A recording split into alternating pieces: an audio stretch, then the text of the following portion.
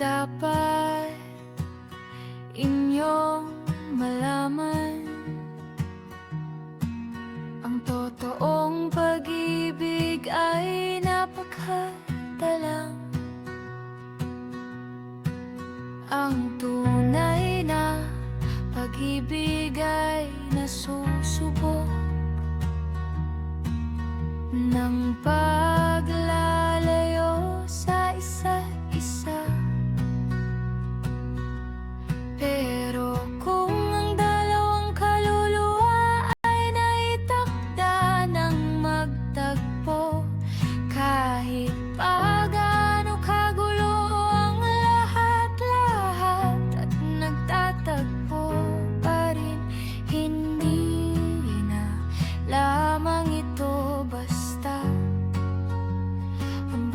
na pag-ibig.